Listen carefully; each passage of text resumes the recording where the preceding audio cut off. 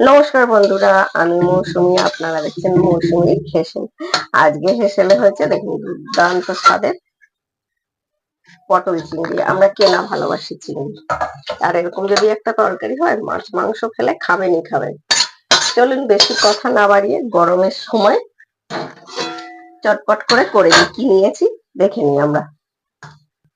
লালু লালু হয়েছে আজকে পটলগুলো। এরকম করে কেটে নিয়েছি, একটু খোলা রেখে রেখে, আমরা সবাই জানি।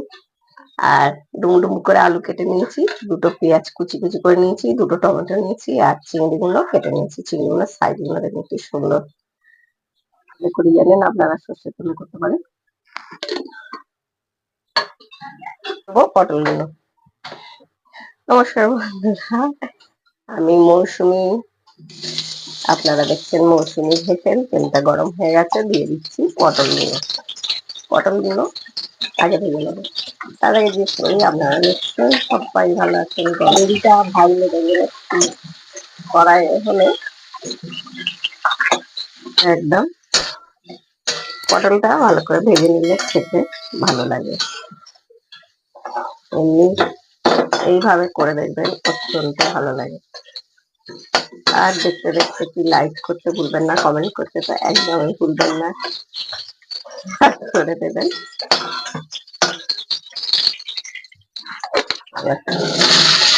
আপনারা আলুটা আগেও ভাজতে পারেন, পটলের আগে, কিংবা সব থেকে আগে চিংড়িটাও ভেজে নিতে পারেন।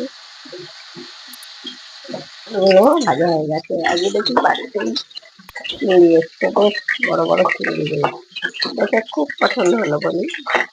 পটল তো রয়েছেই, আর করে নিয়ে একটুখানি পটল দিয়ে চিংড়িটা খেতে খুবই ভালো লাগে। চিংড়ি যাতে দেবেন সেটাই ভালো লাগে। চিংড়িগুলো ভেজে নেব।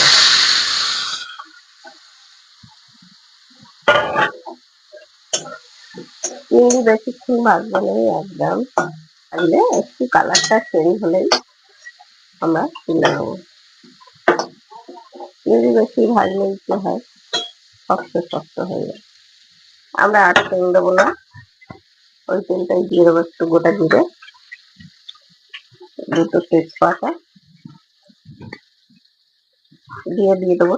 পেঁয়াজটা ভাজতে ভুলে গেছি, পেঁয়াজটা ভেজে নেবো।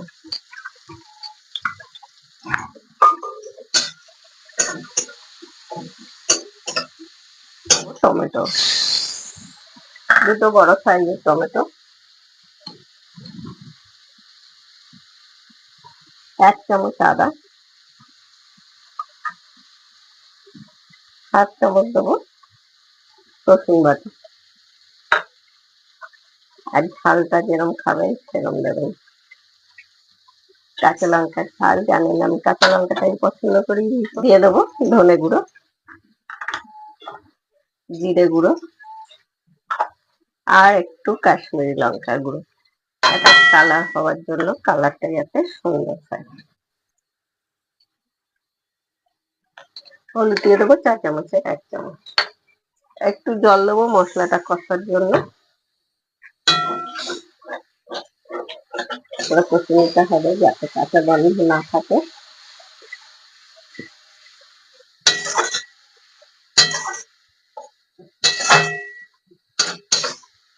টমেটোর কাঁচা গন্ধ চলে যাবে, মশলারও কাঁচা গন্ধ চলে যাবে। প্লিজ দেখতে দেখতে একটু লাইক করবেন, ভালো লাগলে কমেন্ট করবেন। আর পুরনো বন্ধুদের সঙ্গে থাকার জন্য অনেক অনেক ধন্যবাদ। নতুন বন্ধুরা যদি দেখেন প্লিজ পেজটিকে ফলো দিয়ে দেবেন, আর ইউটিউবে দেখলে চ্যানেলটা সাবস্ক্রাইব করে দেবেন। ক্লিক করতে একদম ভুলবেন না, আমার ভিডিও আপনাদের কাছে সবার আগে যাতে নোটিফিকেশন যায়। মশলাটা আমরা একটু কষে নেবো, মিনিট 5 minutes later. গন্ধটা আমাদের চলে গেছে। এবার দিয়ে দেবো আলু পটলটা ভেজে রেখেছিলাম এটা।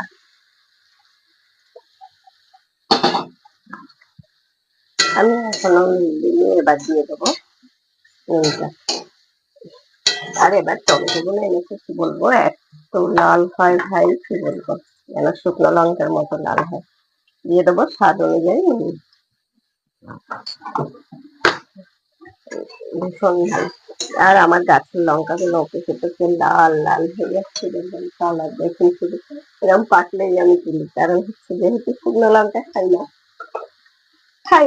বলবো না, খুব কম। তখন এই লঙ্কাগুলো বেটে দিলে তরকারি দারুণ যে কালার হয়, একটুখানি আমরা কষে নেবো যাতে নুন মশলাটা ভালো করে পটল আলুর মধ্যে ঢুকে যায়। মশলাটা একদম সবজির সঙ্গে করা হয়ে গেছে। এবার দিয়ে দেবো জল। এটা আমি যে মশলাটা ভাবিয়ে রেখেছিলাম সেই বাটি করে জল দিয়ে দিই।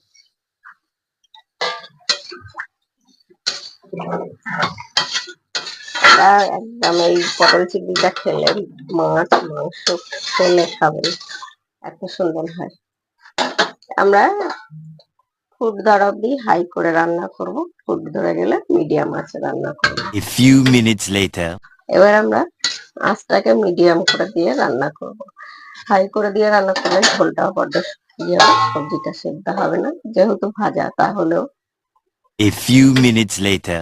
মিনিট 12 ঝোলটা বেশ শুকিয়ে গেছে দেখুন, আর আলু আমাদের সেদ্ধ হয়ে গেছে, আলু পটল শাক দিয়ে দেবো এই সময় চিংড়িগুলো।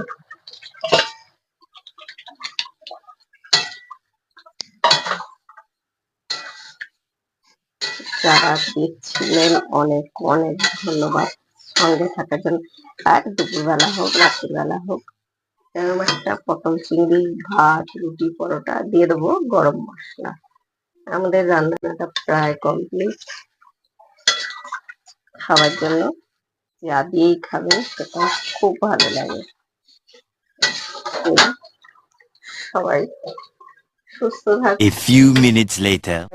থাকবেন, ভালো থাকবেন এই গরমে। আবার ফিরে আসবো হেসেলে অন্য কোনো সময় অন্য কোনো রেসিপি নিয়ে। সবাই কাছ থেকে বিদায়, টাটা।